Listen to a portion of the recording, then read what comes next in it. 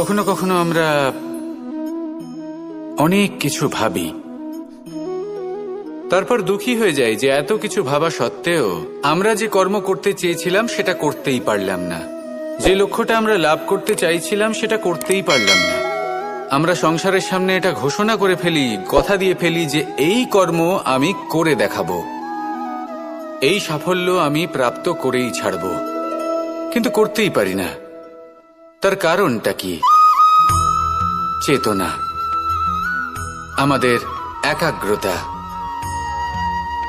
আমরা একাগ্র হয়ে পড়ি এই সংসারকে কিছু প্রমাণ করে দেখানোর জন্য, যেখানে আমাদের একাগ্রচিত্ত হওয়া উচিত নিজেদের কর্মের ওপর।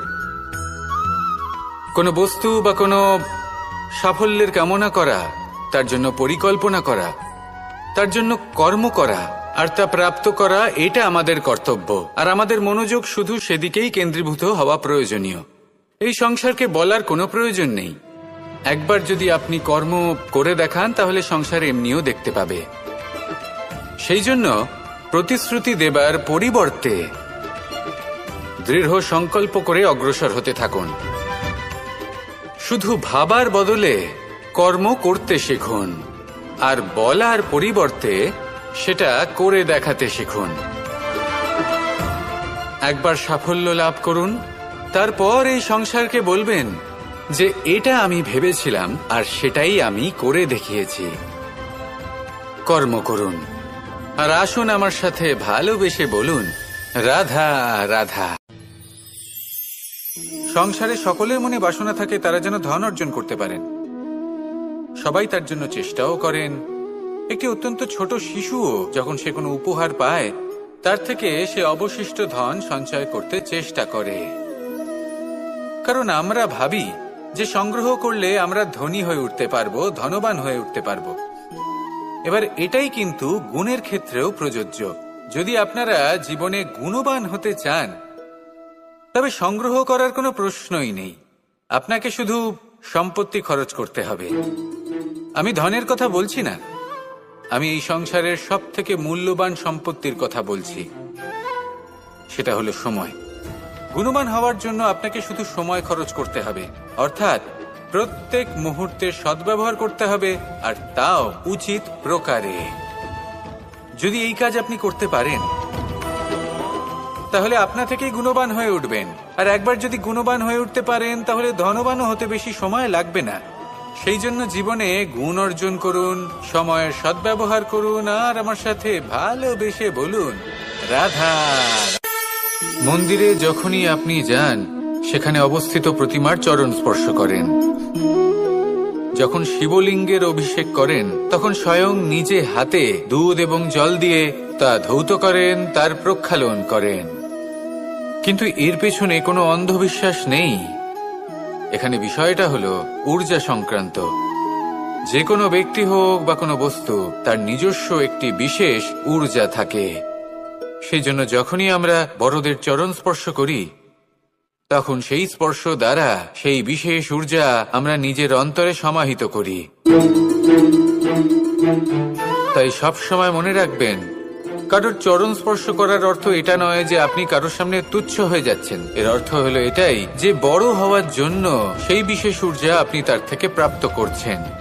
আর এই জীবনের আরেকটা বড় সত্য হলো এটাই যে যদি আপনি জীবনে কিছু লাভ করতে চান তবে নতমস্তক হতে শিখুন। তা হয় সেটা পরমেশ্বরের সামনে, বা মন্দিরের প্রতিমার সামনে, বা মাতা পিতার সামনে, বা কোনো মহাপুরুষের সামনে, বা ভালোবাসার সামনে। আসুন আর আমার সাথে ভালোবেসে বলুন, রাধা রাধা। আমরা সবাই জীবনে কামনা করি। কেউ ধন সম্পত্তির কামনা করি, কেউ ভালোবাসার, কেউ বন্ধুদের, কেউ নাম খ্যাতি আদি ইত্যাদি। এগুলো লাভ করার জন্য আমরা চেষ্টা করতে থাকি, পরিশ্রম করতে থাকি।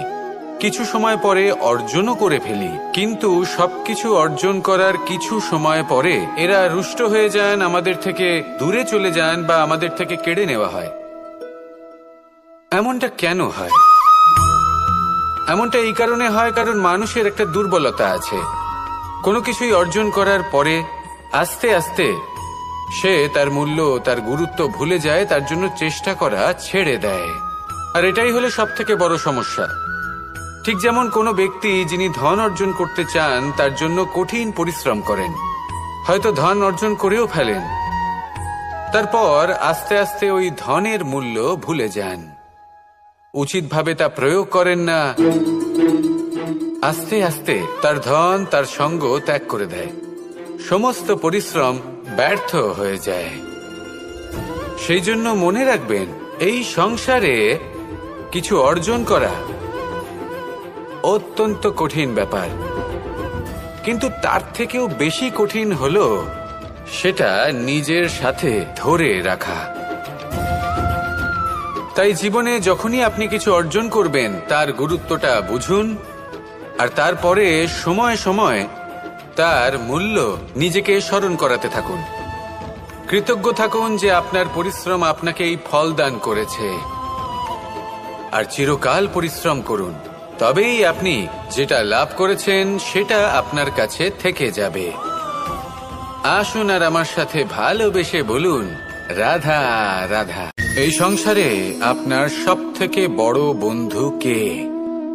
কেউ বলবেন ছোটবেলার বন্ধুরা, কেউ বলবেন মাতা পিতা, কেউ বলবেন ঈশ্বর। এবারে বলুন যে এই সংসারে আপনার সবথেকে বড় শত্রু কে? কেউ বলবে আপনার বিরোধী, সেই ব্যক্তি যে আপনাকে হিংসে করে, বা আপনার নিজের অহংকার, আপনার কুকর্ম। আমি বলবো যে এই সংসারে আপনার সবথেকে বড় বন্ধু হলো আপনার নিজের মন। এই চঞ্চল মনকে যদি আপনি নিয়ন্ত্রণ করতে শিখতে পারেন, তাহলে এর থেকে বড় বন্ধু এই সংসারে আপনি কোথাও পাবেন না। সেখানেই যদি এই মন আপনাকে বশ করে ফেলে, তাহলে সংসারে এর থেকে বড় শত্রুও আপনি কোথাও পাবেন না। সেই জন্য এই সংসারকে নিয়ন্ত্রণ করার চেষ্টা ত্যাগ করুন। প্রথমে এই মনকে নিয়ন্ত্রণ করতে শিখে যান, তাহলে এই জীবন নিজে থেকেই সাফল্যের পথে অগ্রসর হবে। আর তখন এই মন প্রসন্ন হয়ে বলবে, রাধা। আমরা সকলে সামাজিক জীব, মানুষের সাথে দেখা সাক্ষাৎ করা এটা চিরকালই চলতে থাকে। আমরা কখনো কাউকে উপহার দিই, আবার কখনো কেউ আমাদের উপহার দেয়।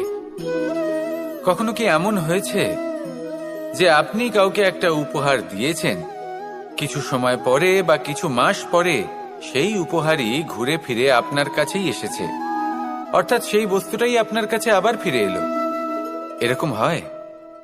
ছেলেবেলায় একদিন একজনের বিবাহ ছিল, তখন মা তাকে একটা উপহার দিতে চাইছিলেন, তাই তিনি একটা পোশাক বানালেন আর সেটাকে সুসজ্জিত করছিলেন। আমি দেখলাম আর জিজ্ঞেস করলাম যে মা, এই পোশাক এত সুসজ্জিত করার কি আছে? তখন মা বললেন যে কানাই, কখনো কাউকে এমনই উপহার দেবে, এমন প্রকারে দেবে যে সেটা যদি আবার ঘুরে ফিরে তোমার কাছে ফিরে আসে, তাহলে যেন তোমার খারাপ না লাগে। এটাই কিন্তু হয় আমাদের ব্যবহারের সাথে, কর্মের সাথেও, এবং আমাদের কথার সাথেও। তেমনই আচরণ করবেন যে আচরণ আপনি সহ্য করতে পারবেন। যদি মুখ থেকে কটু কথা বেরোতে থাকে, তখন নিজেকে সংযত করে নিন। সেই শব্দই প্রয়োগ করুন যেটা আপনি তার বদলে শুনতে চাইবেন, এবং আপনার দুঃখও হবে না। কারণ আপনার কর্ম এমন একটা উপহার যেটা আবার ঘুরে ফিরে ফলস্বরূপ আপনার কাছেই আসবে। সেই জন্য নিজের আচরণ শুভ করুন, নিজের মানসিকতা শুভ করুন, নিজের মুখ থেকে মধুর বাণী নিঃসৃত করুন, আর এইভাবেই মধুরভাবে বলুন, রাধা রাধা। এমন অনেক মানুষ আছেন এই সংসারে যারা নিজের জীবন নিয়ে অপ্রসন্ন থাকেন আর বলেন যে আমি জীবনে এই কাজ করার সুযোগই পাইনি, ওইটা করার অধিকারই লাভ করিনি আমি। এবার এই শক্তি, এই অধিকারের বিষয়ে যদি কথা বলি, এটা কিভাবে লাভ করা যায়? এটা তখনই লাভ করা যায় যখন আপনি নিজেকে তার উপযুক্ত করে তোলেন, নিজের দায়িত্বগুলিকে বোঝেন, নিজের কর্তব্যগুলিকে বোঝেন। আপনাকে যদি একটা উদাহরণ দিই, আপনি নিশ্চয়ই একটা দেয়াল দেখেছেন, সেখানে সব থেকে নিচে যে ইট থাকে সেটা হলো ভিতের ইট।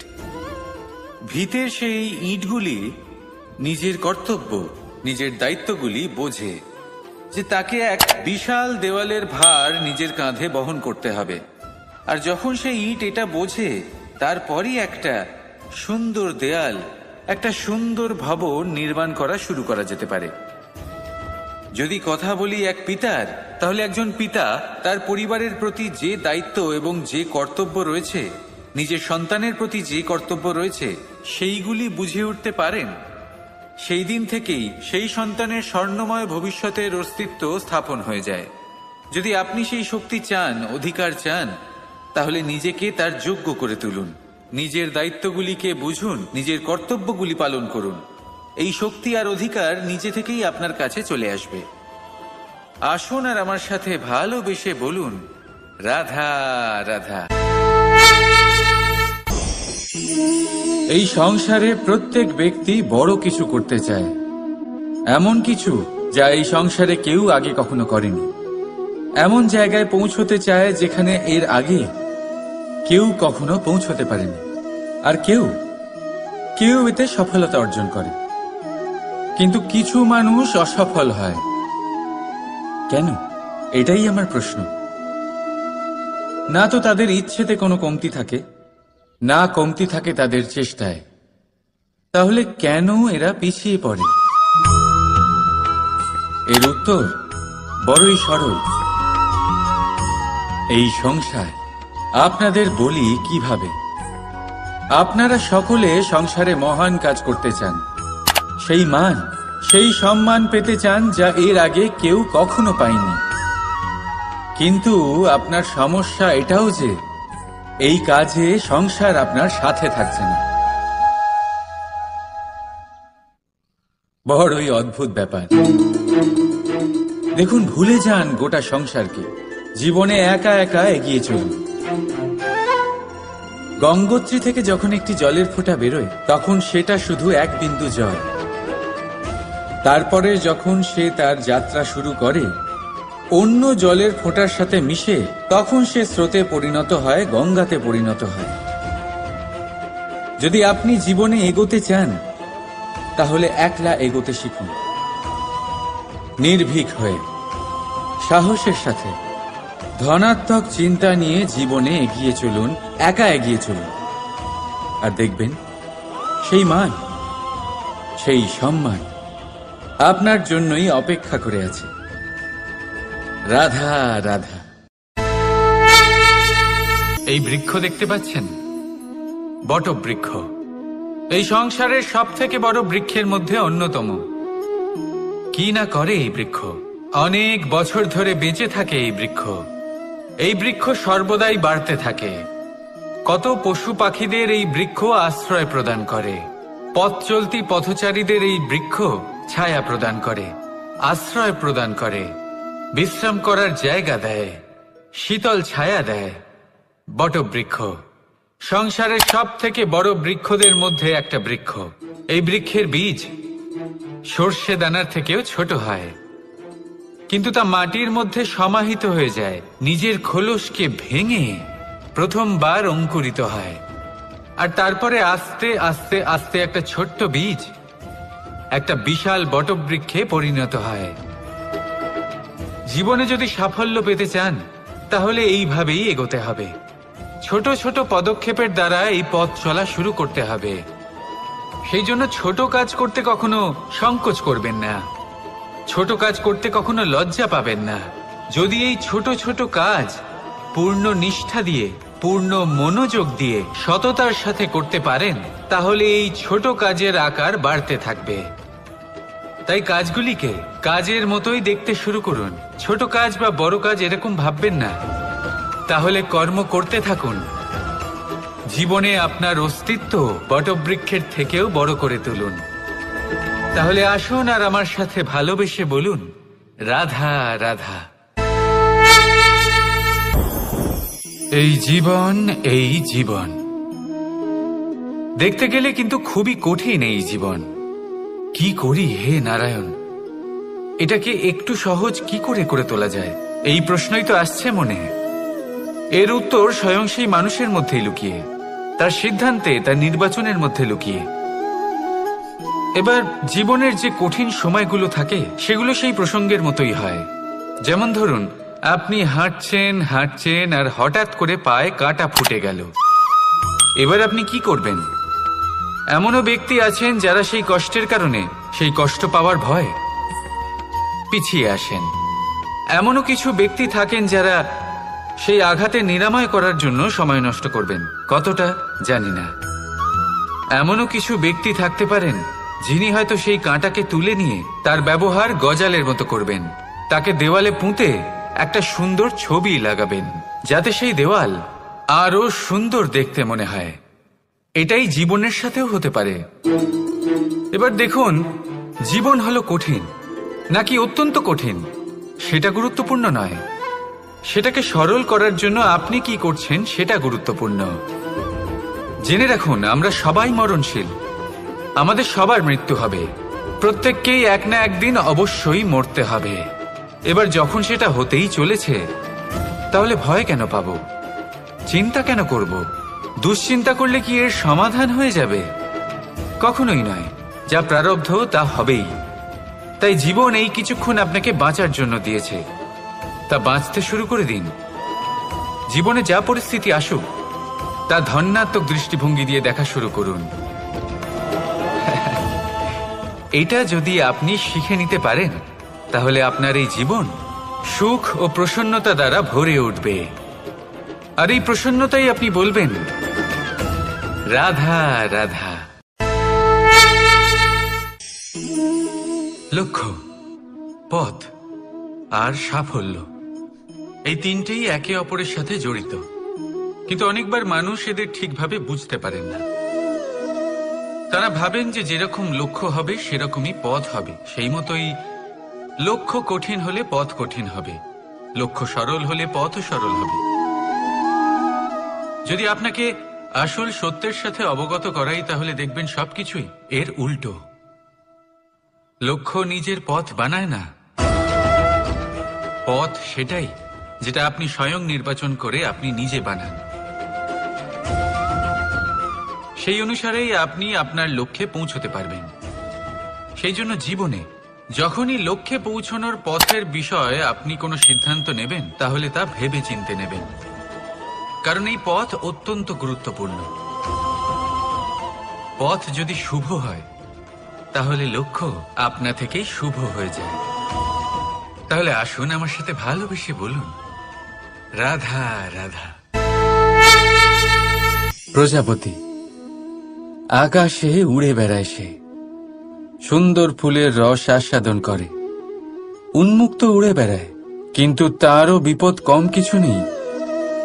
যেমন হলো পতঙ্গ, জন্তু এই প্রজাপতিকে নিজের আহার করে নেয়, তাকে এদের থেকে সাবধানে থাকতে হয়।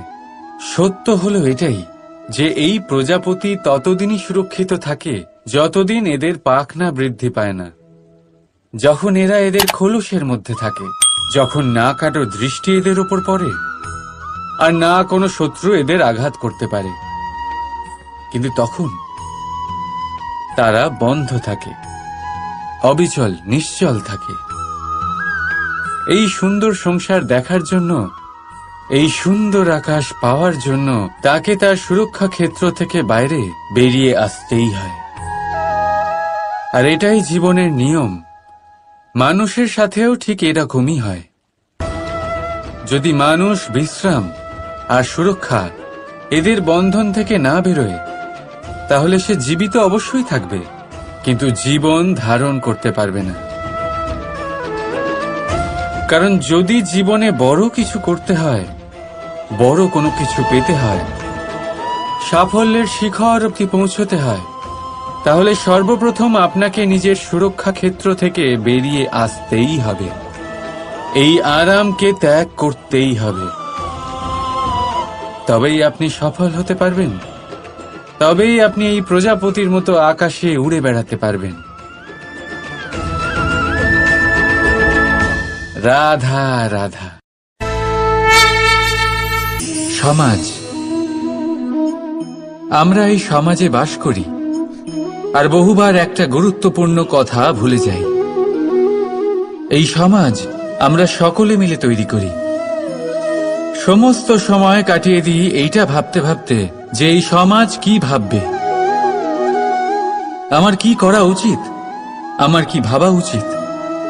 কি পড়া উচিত, কোনটা সঠিক কোনটা ভুল। যদি আমি এটা করি তাহলে কয়েকজনের এটা মনে হবে না তো যে আমি খারাপ, যখন আমি তা নই। মনে ভয় উৎপন্ন হয় সেই কয়েকজন মানুষের জন্য। তার কারণ হলো আমরা আমাদের মনের কথা শুনতে পাই না, না শুনতে পাই, না বলতে পারি, আর না করতে পারি। সেই কয়েকজন মানুষের ভয় আমরা খারাপের বিরোধিতা করা ছেড়ে দিই। কিন্তু কখনো নিজেকে জিজ্ঞেস করুন, শেষ পর্যন্ত কারা এই কয়েকজন মানুষ?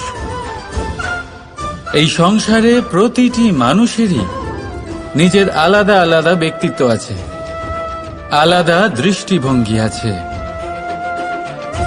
তাই যদি আপনি এটা ভাবেন যে আপনি সবাইকে খুশি করতে পারবেন, তাহলে আপনি ভীষণ বড় ভুল করছেন। জীবনে কর্ম তাই করুন যাতে আপনার অন্তরাত্মা সন্তুষ্ট হয়, আর অন্তরাত্মা সন্তুষ্ট তখনই হবে যখন আপনার কর্ম শুভ হবে। তাই নিজের মনের কথা শুনে এই সংসারে শুভ কর্ম করতে থাকুন, তবেই এই সংসারের কর্মে আপনি সার্থক হবেন। রাধা রাধা রাধা রাধা। আপনারা হয়তো ভাবছেন কি আশ্চর্য ব্যাপার, প্রত্যেকবার আমি কথা শেষ হওয়ার পরে রাধা রাধা বলি। এইবার আমি আগেই বলে দিলাম। কারণটা কি? কারণ হলো অত্যন্ত বিশেষ। প্রত্যেকবার কথা সমাপ্ত হবার পরে আপনাদের সবার মধ্যে ভালোবাসা বিতরণ করতে চাই, তাই রাধা রাধা বলি। কিন্তু এইবার এই নতুন এবং বিশেষ সূত্রপাতে প্রথমে প্রেম বিতরণ করা অত্যন্ত আবশ্যক। এবার একটা বিষয় আছে যা জানেন হয়তো সকলেই, কিন্তু বুঝতে খুব কম জন পারেন। এই প্রেম, এই আনন্দ, এই সকল কিছুর সূত্রপাত হয় নিঃস্বার্থ আবেগের দ্বারা। ঠিক যেমন একজন মাতাকেই দেখে নিন। যখনই একজন মাতা সন্তানকে জন্ম দেন, তখন এই সংসার ভুলে যায় যে তার জন্য এটা একটা নতুন জন্ম। কারণ একজন নারী তখন একজন মাতৃরূপে নতুন ভাবে জন্ম নেন। একজন নারী স্ত্রী ও গৃহবধূ রূপে কিছু অধিকার লাভ করে থাকেন, কিন্তু তিনি যখন মা হয়ে যান তখন তিনি শুধুই দান করতে শেখেন। নিজের সন্তানের জন্য কত কিছুই না করেন, তাকে বাৎসল্যের সাগরে ভাসিয়ে নিয়ে যান। এই সংসারে রাজকুমার জন্ম নিতেই পারেন, তাকে রাম এবং লক্ষণ কিন্তু মায়েরাই বানিয়ে তোলেন। একজন গোয়ালা জন্ম নেয়, তাকে দ্বারকাধীশ একজন মাই বানিয়ে তোলেন। পিতা হলেন সেই পর্বত যার একটা অংশ হলো তার সন্তান, কিন্তু মা হলেন সেই শিল্পী যিনি একটা পাথরকে খোদাই করে এমন এক মূর্তি গড়ে তোলেন যাকে সকলে পূজনীয় মনে করেন। তাহলে স্মরণ করুন সেই সকল মুহূর্ত যেগুলি আপনি নিজের মাতার সাথে অতিবাহিত করেছেন। অনুভব করতে পারবেন যে কিভাবে এক মুহূর্তেই এই মন প্রফুল্ল হয়ে ওঠে। এবারের কারণ কি? এর কারণ হলো এই জীবনের আসল দ্বারই হলো মমতা।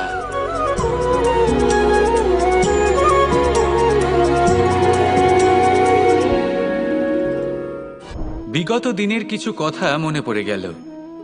এক অদ্ভুত ঘটনা যা অমূল্য শিক্ষা দিয়ে যেতে পারে। বিষয় হলো যক্ষের সাথে যুধিষ্ঠিরের কথোপকথন।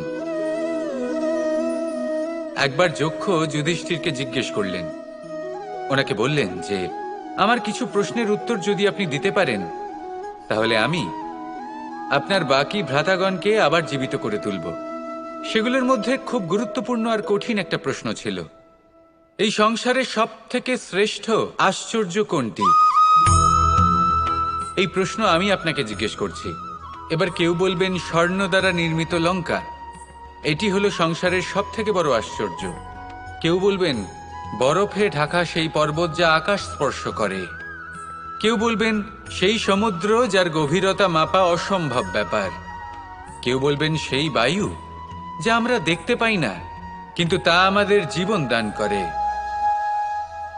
সংসারের সব থেকে বড় আশ্চর্য কি, সেই প্রশ্নের উত্তর যুধিষ্ঠির দিয়েছিলেন, আর তা ছিল শ্রেষ্ঠ উত্তর এবং উচিত। উনি বলেছিলেন যে সংসারে প্রতিদিন কোনো ব্যক্তি জন্ম লাভ করেন আর কোনো ব্যক্তি মৃত্যুও লাভ করেন। এবার এই কথাটা সবাই জানেন, সবাই বোঝেন যে যখন জন্মেছি তখন কোনো একদিন আমিও অবশ্যই মৃত্যু লাভ করব। এবার যখন এই কথা প্রত্যেকটা মানুষ জানেন, তখন কেন প্রত্যেক মানুষ এই চিন্তায় থাকেন, এই নিয়ে কষ্ট পান, এই নিয়ে ব্যাকুল হয়ে থাকেন যে উনি একদিন মৃত্যু লাভ করবেন, তার থেকে দূরে পালাতে চেষ্টা করেন? বলেন যে আমি মৃত্যু লাভ করতে চাই না। কেন? যেখানে কোনো না কোনো দিন এটা অবশ্যই হবে। এ হলো ব্রহ্ম সত্য। এই যে ব্যাকুলতা, এই ভয়, এই যন্ত্রণা, এই চিন্তা তার মনকে বাঁচতেই দেয় না, এই জীবন অনুভবই করতে দেয় না। সেই জন্য এই চিন্তা, ব্যাকুলতা, ভয় এসবের কি লাভ? কোনো লাভ নেই। সেই জন্য যতক্ষণ জীবনযাপন করছেন প্রত্যেক মুহূর্ত যেন শ্রেষ্ঠ হয়, আনন্দময় হয়, প্রেমের দ্বারা পরিপূর্ণ হয়, সেই চেষ্টা করুন। চেষ্টা করুন যাতে আপনি যে কাজ করছেন তার দ্বারা যেন অন্যের মঙ্গল হয়। এই প্রচেষ্টাই আপনার জীবনকে প্রসন্নতা আর প্রেম দ্বারা ভরিয়ে তুলবে। এই মন সুপ্রসন্ন হয়ে বলবে, রাধা রাধা। ধন, সম্পত্তি, এগুলো আসলে কি? এগুলো শুধু সেই মূল্য যার দ্বারা আমরা কোনো কিছু অর্জন করতে পারি। এবার এই ধনের দ্বারা এই সংসারে অনেক কিছু লাভ করা সম্ভব, কিন্তু সেই সব কিছুই শুধুমাত্র ভৌতিক বস্তুই হবে, ভৌতিক সামগ্রী, ভৌতিক সুবিধা। অর্থাৎ আপনার কাছে যতই ধন থাকুক, তা আপনাকে শান্তির ঘুম এনে দিতে পারবে না, আপনাকে জীবনের বাস্তব সুখের অনুভূতি লাভ করাতে পারবে না, কারণ এগুলো ভৌতিক ধন। এ ভৌতিক বস্তুই অর্জন করাতে সক্ষম। বাস্তবিক ধন কি? যদি এই প্রশ্ন আপনার মনে আসে, তাহলে তার উত্তর আমি আপনাকে দেব একটা উদাহরণের মাধ্যমে। কখনো আপনি শুনে থাকবেন যে একজন পিতা আজীবন অনিষ্ট করেন, অনর্থ করেন, খারাপ কাজ করেন শুধু ধন অর্জনের জন্য। তিনি ভাবেন যে আমি ধন অর্জন করব আর নিজের সন্তানকে একটা উজ্জ্বল ভবিষ্যৎ প্রদান করব, একটা সুখ স্বাচ্ছন্দ্যময় জীবন দান করব। এবার সন্তান যখন জন্ম লাভ করে, তখন সে ভাগ্যের জোরে সেই ধন ভোগ করে। যেরকম সে পায় সেরকমই তার ব্যবহার সে করে। কখনো আপনি এটাও দেখে থাকবেন যে সেই সন্তান সমস্ত ধন নষ্ট করে ফেলে, আর সেই পিতা যিনি সমস্ত ধন সঞ্চয় করেছেন, যিনি সেই ধনের প্রভু, আজ সেই ধনের প্রহরী হয়ে রয়েছেন। এবার এরকম কেন হয়? এরকম তখনই হয় যখন সেই পিতা বুঝতেই পারেন না যে তার জীবনের আসল ধন কি। সেই আসল ধন তার সন্তানকে সে দিতেই পারে না। যদি পিতা তার সন্তানকে কর্মের জ্ঞান দিতে পারেন, উচিত কোনটা অনুচিত কোনটা সেই শিক্ষা দিতে পারেন, সংস্কারের প্রকৃত শিক্ষা দিতে পারেন, তবে সেটা ধনের থেকে অনেক বেশি গুরুত্বপূর্ণ। এটাই হলো জীবনের বাস্তব ধন। আপনি সেই কথা তো অবশ্যই শুনে থাকবেন, কুসন্তান হলে ধন সঞ্চয় করে কি হবে, সুসন্তান হলে ধন সঞ্চয় করে কি হবে।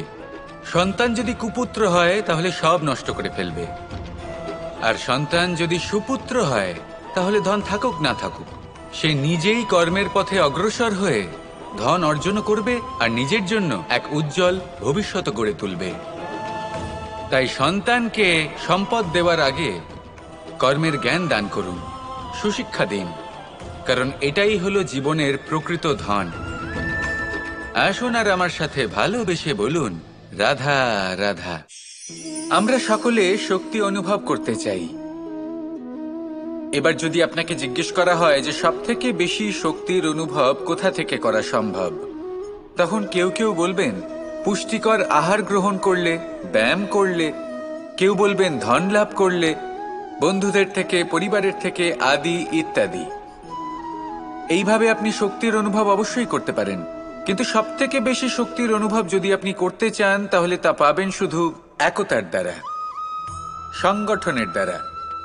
যদি আপনাকে উদাহরণ দিই, নিজের এই হাতটাকে দেখুন, 5টা আঙুল রয়েছে।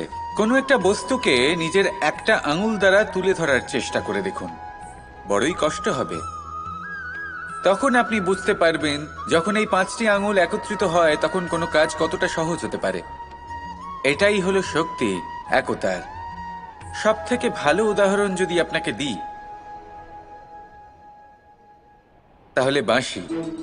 এই বাঁশি থেকে অত্যন্ত মধুর সুর নির্গত হয় যা সবার মন প্রসন্ন করে দেয়। এই কথা সত্যি, কিন্তু এই বাঁশি আমি একটা বা দুটো আঙুল দিয়ে বাজাতে পারবো না।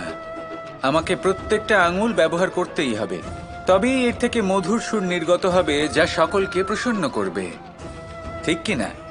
ঠিক এইভাবেই যদি আপনি চান যে আপনার জীবনরূপী বাঁশি থেকেও মধুর সুর নির্গত হোক বা সবার মনকে প্রসন্ন করে তুলুক, তাহলে আপনাকেও জীবনে একতা নিয়ে আসতেই হবে। আপনি একাও কর্ম করতে পারেন, পথ চলতেও পারেন, সামনেও এগোতে পারেন, সাফল্যও লাভ করতে পারেন। কিন্তু যখন সকলে একসাথে এগোবেন, সেই পথে চলবেন, সেই কর্মই করবেন, তখন লক্ষ্যে অবশ্যই পৌঁছবেন, সাফল্য অবশ্যই লাভ করবেন।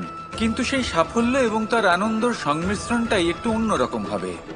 তাই জীবনে ঐক্যবদ্ধ হন, একসাথে মিলে এগোতে থাকুন, আর আমার সাথে ভালোবেসে বলুন রাধা রাধা। জীবনে 2 ধরনের আবেগ রয়েছে যার কোনো মূল্য নেই। আমার কথার অর্থ এটা নয় যে এদের কোনো গুরুত্ব নেই, গুরুত্ব যথেষ্টই রয়েছে, শুধু এদের জন্য আপনাকে কোনো মূল্য দিতে হয় না। প্রথম আবেগ হলো আনন্দ, প্রসন্নতা। এটা আপনি যে কোনো জায়গায় খুঁজে পেতে পারেন যদি আপনি খুঁজে পেতে চান।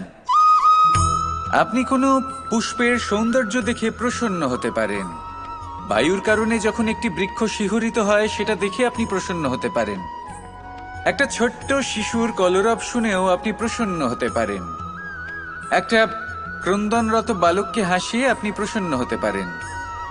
সবকিছু আপনার উপর নির্ভরশীল। সেখানে আরেকটি আবেগ হলো দুশ্চিন্তা। মানুষ বড়ই দুশ্চিন্তা করতে থাকে। আজ আমি এই কাজ করেছি, সেই বিষয়ে চিন্তা। আজ আমি এই কাজ করতে পারিনি, সেই বিষয়ে চিন্তা। কাল আমাকে এই কাজ করতে হবে, সেই নিয়ে চিন্তা। আমি কি সেই কাজটা করতে পারবো, সেই বিষয়েও দুশ্চিন্তা। চিন্তা সর্বত্র রয়েছে, যার জন্য মূল্য দিতে হয় না। যত চান আপনি একত্রিত করতে পারেন। একটা গুরুত্বপূর্ণ কথা মনে রাখবেন, প্রসন্নতা জীবনের একটা নতুন সূত্রপাত। সেখানে দুশ্চিন্তা হলো জীবনের চিতার সমান। এবার এই 2টি আবেগ হলো মূল্যহীন, দুটোই আপনার সামনে আছে। কোনটা চয়ন করবেন আপনি, দুশ্চিন্তা নাকি প্রসন্নতা? সিদ্ধান্ত আপনারই। আসুন আর আমার সাথে ভালোবেসে বলুন রাধা রাধা। এবার এরকম কেন হয়? এরকম তখনই হয় যখন পিতা বুঝতেই পারেন না যে তার জীবনের আসল ধন কি। সেই আসল ধন তার সন্তানকে সে দিতেই পারে না। যদি পিতা তার সন্তানকে কর্মের জ্ঞান দিতে পারেন, উচিত কোনটা অনুচিত কোনটা সেই শিক্ষা দিতে পারেন, সংস্কারের প্রকৃত শিক্ষা দিতে পারেন, তবে সেটা ধনের থেকে অনেক বেশি গুরুত্বপূর্ণ। এটাই হলো জীবনের বাস্তব ধন। আপনি সেই কথা তো অবশ্যই শুনে থাকবেন, কুসন্তান হলে ধন সঞ্চয় করে কি হবে, সুসন্তান হলে ধন সঞ্চয় করে কি হবে।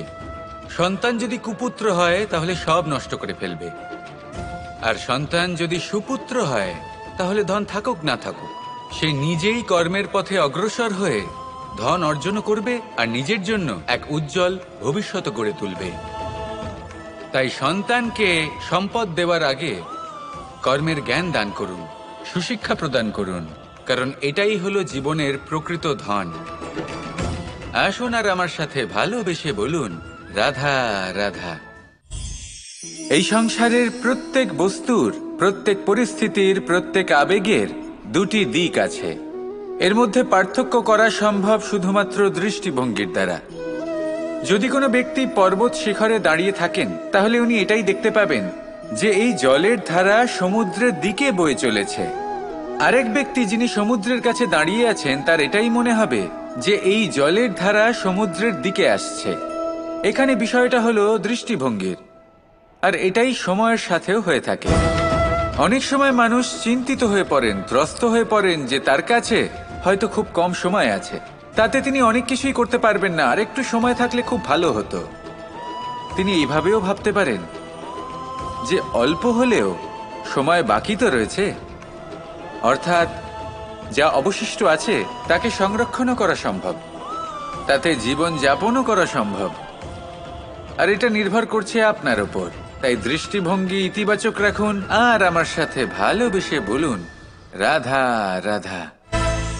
এই সংসারে যখনই পাপের ঘোড়া পূর্ণ হয় তখন ঈশ্বর অবতীর্ণ হন। দেখুন, যে ব্যক্তি পাপের সাথে লড়াই করে সবাই তাকে ঈশ্বর মনে করেন। এখানে বিষয় হলো সাহসের, বিষয় হলো লড়াইয়ের।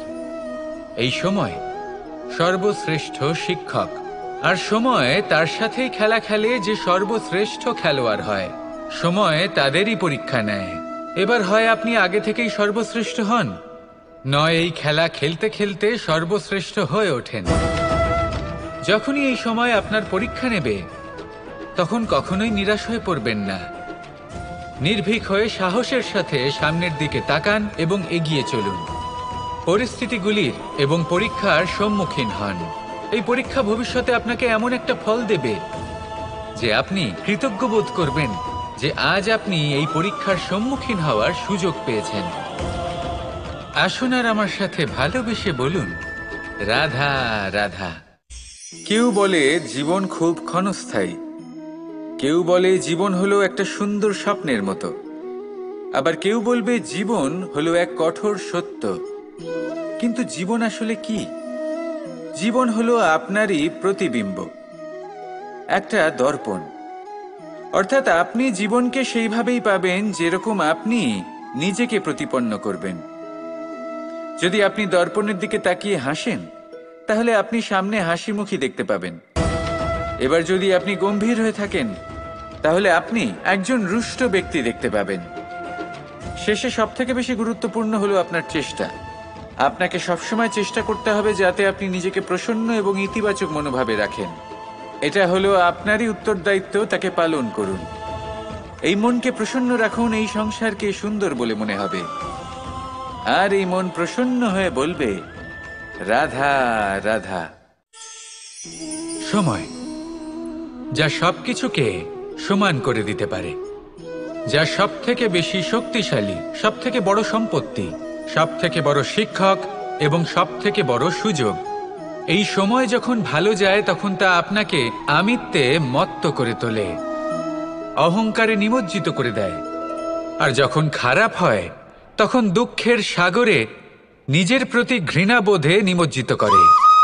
তাই এই সময় যা এত শক্তিশালী এক সম্পত্তি, এত মহান একটি ধন, তাকে এমনি এমনি নষ্ট হতে দেবেন না। এই সময়ের সাথে কি করবেন, কিভাবে করবেন তা ভাবতে গিয়ে এবং করতে গিয়ে সময় নষ্ট করবেন না। যদি আপনি এই সময় নষ্ট করেন তাহলে সময়ও নিশ্চিত করবে যে আপনার সাথে কি করা উচিত। তাই সময়ের সদ্ব্যবহার করুন আর আমার সাথে ভালোবেসে বলুন, রাধা রাধা। আপনি কখনো মাখনের হাঁড়ি ভেঙেছেন? কত আনন্দ পাওয়া যায়। এই মাখনের হাঁড়ি ভাঙলে পুরো মাখন আমাদের গায়ে এসে পড়ে আর মন উচ্ছ্বসিত হয়ে ওঠে। কিন্তু তার জন্য বালগোপালদের কত চেষ্টা করতে হয় সেটা কখনো ভেবে দেখেছেন? প্রথমে বড়ই পরিশ্রম করে একের ওপর এক সাবধানে ওপরে চড়তে হয়, তারপরে ভারসাম্য বজায় রাখতে হয়, পড়ে গেলে হবে না। তারপর এই হাতের দ্বারা সেই মাখনের হাঁড়ি ভাঙতে হয়, তখন মাখন পড়ে। এবার এরকমই কিছু আমাদের জীবনে আমাদের সাথেও হয়। এবার আপনি বলবেন যে মাখনের হাঁড়ি ভাঙার এই প্রক্রিয়া, তার সাথে জীবনের কি সম্পর্ক থাকতে পারে? আসলে আমাদের মনের মাঝেও একটা হাঁড়ি রয়েছে, অহংকারের হাঁড়ি। আর এই অহংকারের হাঁড়ি যখন ভেঙে যায় তখন প্রসন্ন হবার আনন্দ চতুর্দিকে ছড়িয়ে পড়ে। এই মন, এই আত্মা, এই দুই প্রসন্ন হয়ে যায়। কিন্তু তার জন্য আপনাদেরকেও বালগোপালের মতো চেষ্টা করে যেতেই হবে, ভারসাম্য বজায় রাখতেই হবে মনের মাঝে এবং এই বুদ্ধিতে, ভালো এবং মন্দের মধ্যে, লোভ এবং পরমার্থের মধ্যে। আর তারপর নিজে হাতে অহংকারের এই হাঁড়ি ভেঙে দিতে হয়। দেখুন, যদি ঈশ্বরের সঙ্গ লাভ করতে চান তাহলে অহংকারের এই হাঁড়ি ভাঙতেই হবে। আসুন আর আমার সাথে ভালোবেসে বলুন, রাধা রাধা।